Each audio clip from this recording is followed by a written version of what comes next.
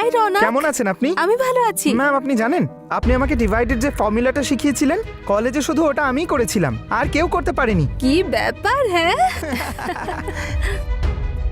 Thank you ma'am, সবকিছু আপনার জন্যই হয়েছে।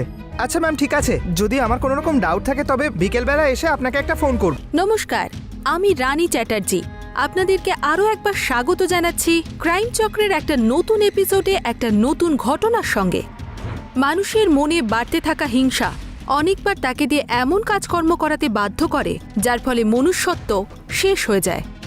আজকের সমাজে অপরাধ এমনভাবে বিস্তারিত হচ্ছে যা দেখে আমাদের মানুষ হয়ে লজ্জা পাওয়া উচিত।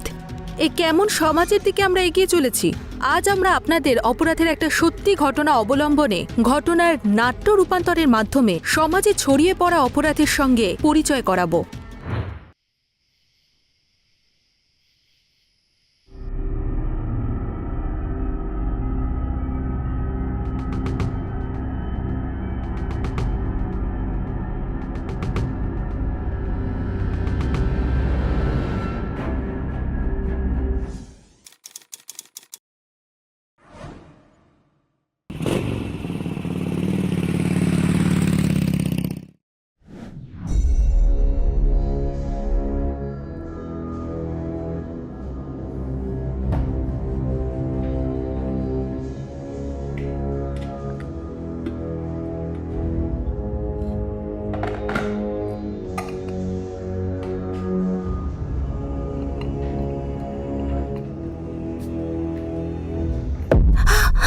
আরে তুমি?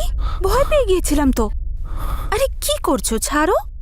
আরে এর জন্য তোমার পারমিশনের কোনো প্রয়োজন নেই।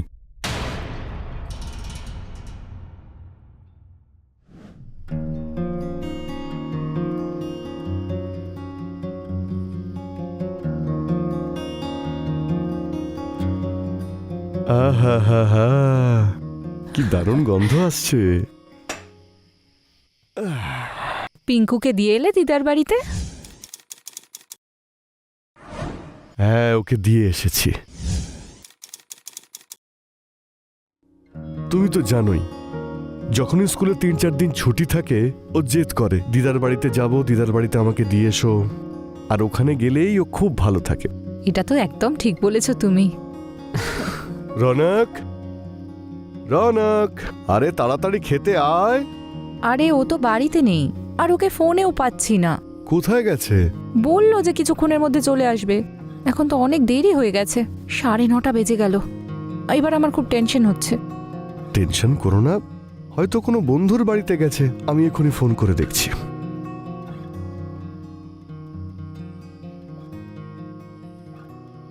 হ্যাঁ দেব বাবা, আমি রনকের বাবা বলছি। ও আছে ওখানে?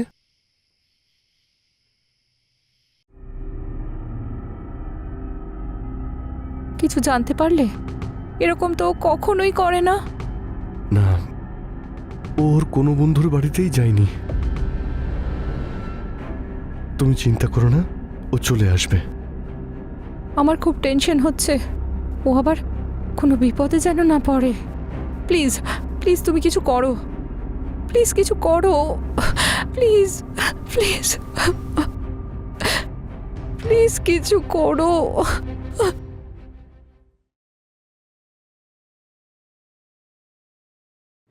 মিডল ক্লাস ফ্যামিলিতে সবসময় একটা সময়ের পর বাচ্চাদের বাইরে বেরোনো আর তার কোনো খোঁজ না পাওয়া পরিবারের কাছে একটা চিন্তার বিষয়। কোথায় থাকতে পারে রনক যে কোনোদিনও এত রাত পর্যন্ত বাইরে থাকে না? স্যার, স্যার কি ব্যাপার?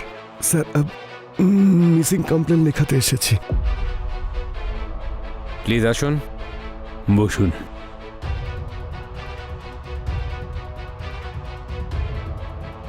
আচ্ছা বলুন, কে নিখোঁজ?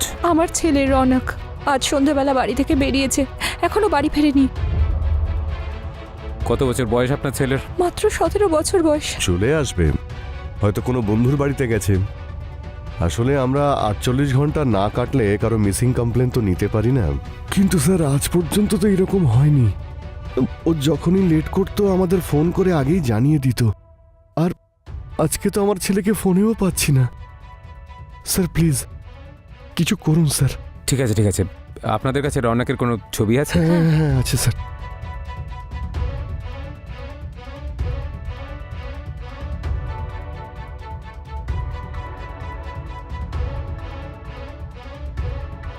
এই ফটোটা সব থানাতে সার্কুলেট করে দাও।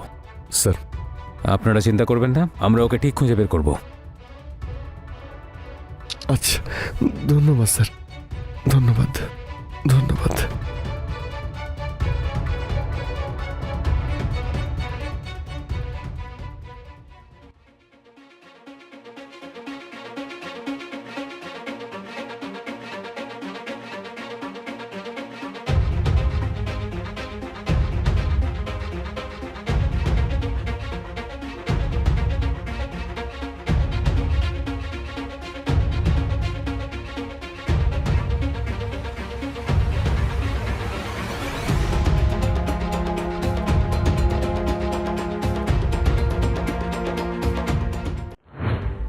রৌনকের তল্লাশির জন্য পুলিশ আশপাশের থানা আর চেকপোস্টে অ্যালার্ট জারি করেছিল, কিন্তু রৌনক আসলে কোথায় ছিল?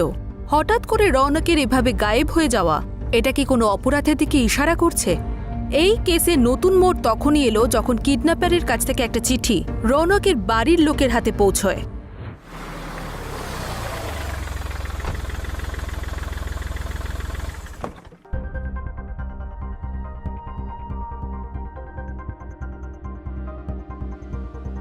রমেশবাবু, কি হয়েছে? আপনি ফোন করেছিলেন?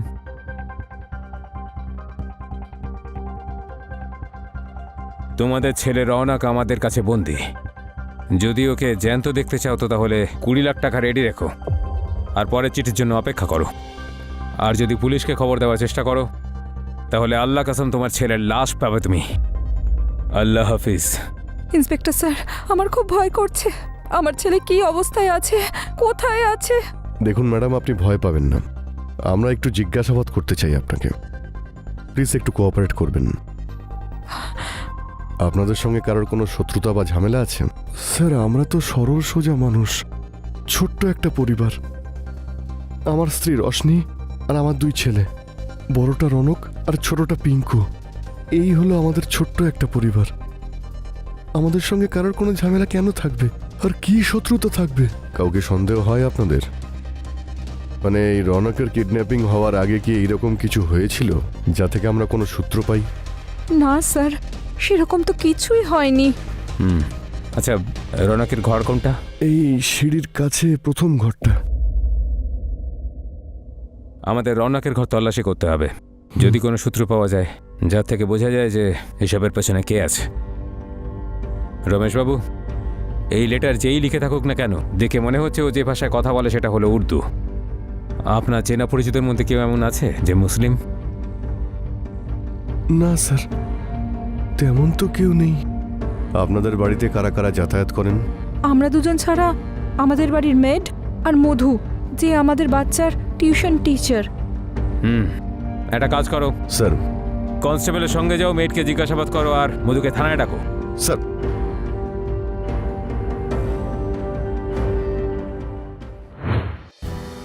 আসুন। স্যার ইনি হলেন মধু দেবী, রনকের টিউশন টিচার। বসুন।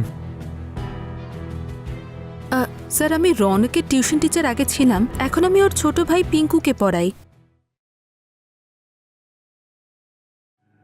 কোনো বিশেষ কারণ?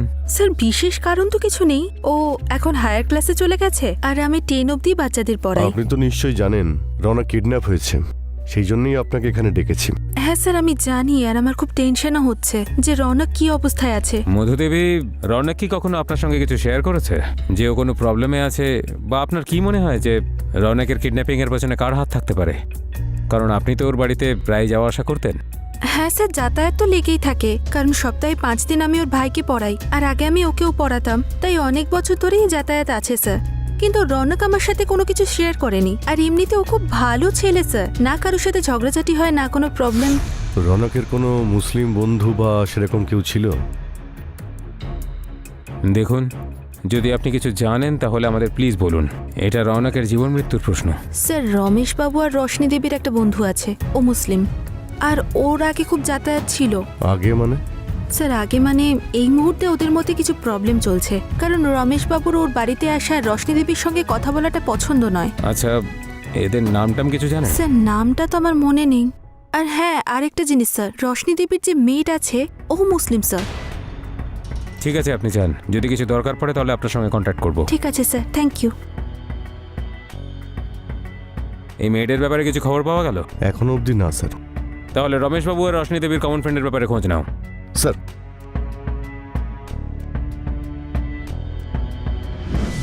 রৌনকের কিডন্যাপিং কেস নতুন নতুন চমক নিয়ে আসছিল, আর পুলিশের কাছে কোনো উপযুক্ত প্রমাণ আসছিল না।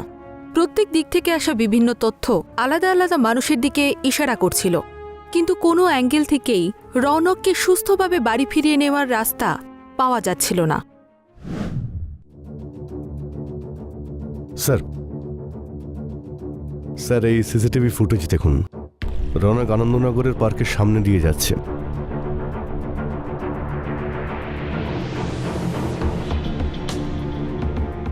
আর তারপরের রাস্তাতে কোনো ক্যামেরাই ছিল না, তো এর পরেও কোথায় যায় সেটা বোঝা মুশকিল।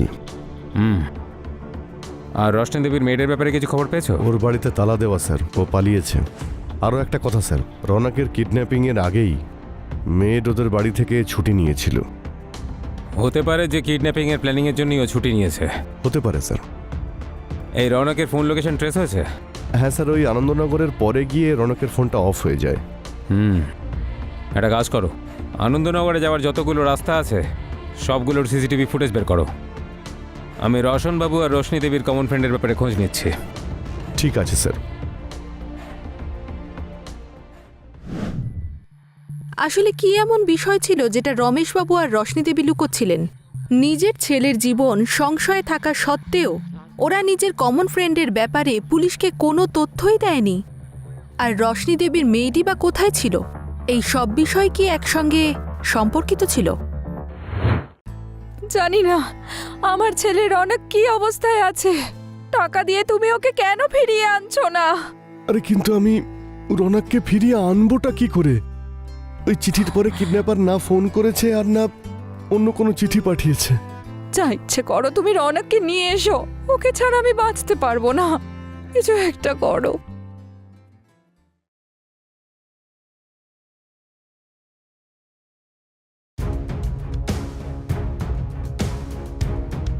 রমেশবাবু,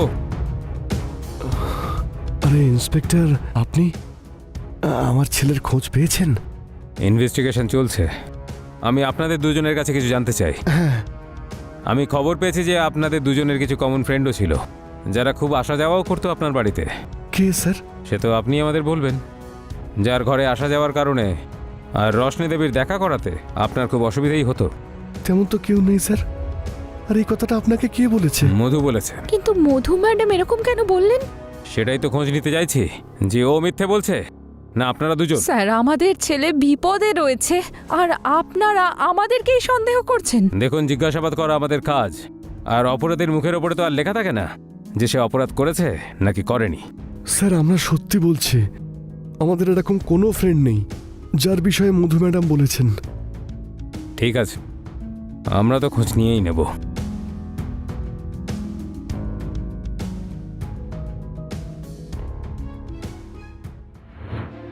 স্যার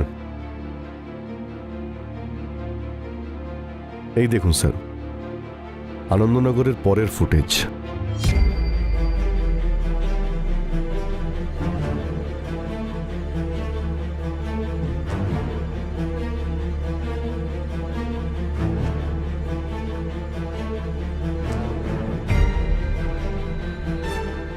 এখানে তো দেখা যাচ্ছে এই বাইকওয়ালা রৌনকের সঙ্গে কথা বলছে, আর তারপর দুজন একসঙ্গেই বেরোচ্ছে। একটা কাজ করো, এই বাইকটা আর ওই লোকটার খোঁজ নাও। দেখো কে হতে পারে, রমেশবাবু আর রশ্মি দেবীর কোনো বন্ধু, বা ওদের মেয়েদের কোনো ফ্যামিলি মেম্বার, বা অন্য কেউ। স্যার ওদের মধ্যে কেউ না, এই গাড়িটা মধু ম্যাডামের নামে রেজিস্টার। ও, তাহলে এই ব্যাপার। তার মানে সব কথাই মিথ্যে ছিল, আর এই সব খেলার পেছনেই মধুরই হাত আছে। তুলে নিয়ে এসো ওকে। স্যার মধু ম্যাডাম তো লকআপে। জিজ্ঞাসাবাদ করা এটা জানা গেছে যে মধু ম্যাডামের বয়ফ্রেন্ড শিবম উনি গাড়ি নিয়ে গেছিলেন আর ঠিক ওই সময় কিডন্যাপিং হয়। তাহলে ওর বয়ফ্রেন্ডকে খুঁজে বের করো, নিয়ে এসো ওকে। স্যার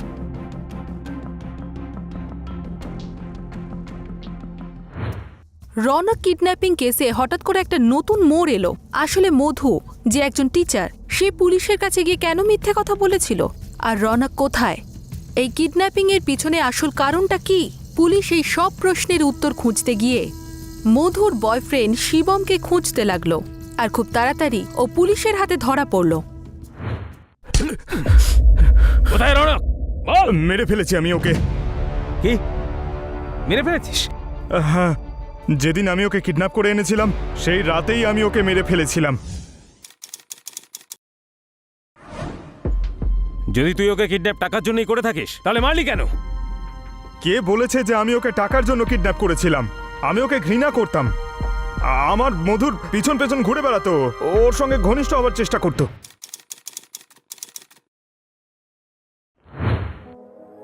এভাবে রিলেশনশিপে আর কতদিন থাকবে? বিয়ের কোনো ইচ্ছে আছে তোমার?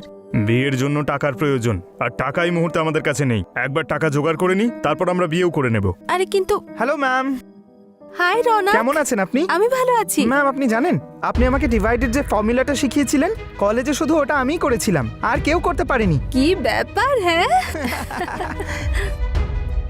থ্যাংক ইউ ম্যাম, সবকিছু আপনার জন্যই হয়েছে।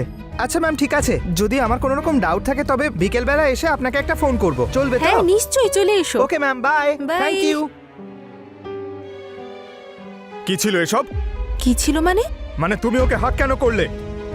ও স্টুডেন্ট আমার। স্টুডেন্টকে কেউ হাক করে?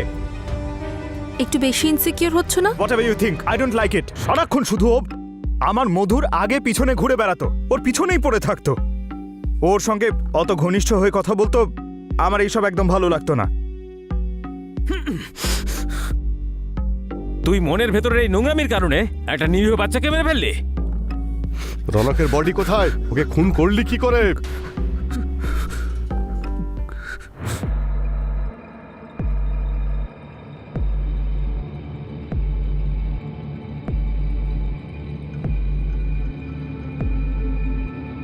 মধু, হুম, স্কুটারের চাবিটা দাও না।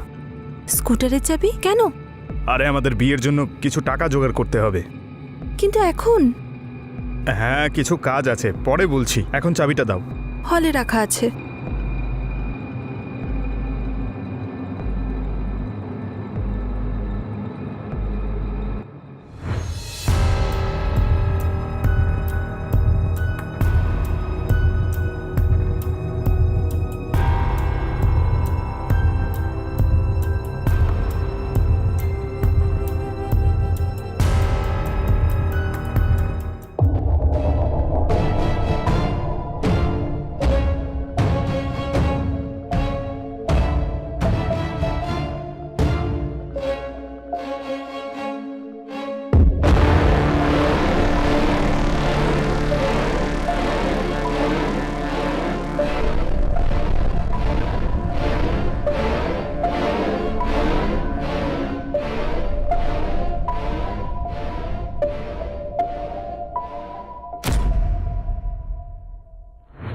শিবম জিজ্ঞাসাবাদে বলেছিল যে কিভাবে কতদিন ধরে ও রৌনকের আসা যাওয়া এবং তার টাইম নোটিস করে রাখছিল, আর সুযোগ পেতেই রৌনকের সঙ্গে দেখা করলো, আর ওকে কোনো কাজের অজুহাত দিয়ে রৌনককে একটা খালি ঘরের মধ্যে নিয়ে গেল, আর ওখানে ওকে নির্মমভাবে হত্যা করে দেওয়া হলো। পুলিশের জিজ্ঞাসাবাদের পর এই কথাটাও সামনে এলো যে রৌনককে কিডন্যাপ করার পর প্রথমে মধুকে জানানো হয়নি, কিন্তু পরে জানানো হয়েছিল। ততক্ষণে রৌনককে হত্যা করা হয়েছিল, আর পুলিশকে বোকা বানানোর জন্য শিবম চিঠিটা একটু উর্দু প্যাটার্নে লিখে আর মধুর সাহায্য নিয়ে কেসটাকে জটিল করার চেষ্টা করেছিল। এবার তুই আর মধু যাবি গারদের পেছনে, একটা নিরীহ বাচ্চার মৃত্যু, কিডন্যাপ আর পুলিশকে ভুল বোঝানোর জন্য।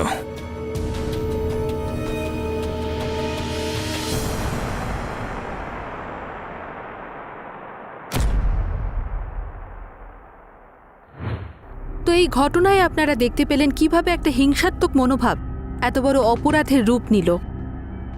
আমি রানী চ্যাটার্জি এখন আপনাদের থেকে বিদায় নিচ্ছি। আবার দেখা হবে ক্রাইম চক্রের একটা নতুন এপিসোডে একটা নতুন ঘটনার সঙ্গে। ততক্ষণ সুরক্ষিত থাকুন, সতর্ক থাকুন আর ক্রাইম চক্র দেখতে থাকুন। জয় হিন্দ।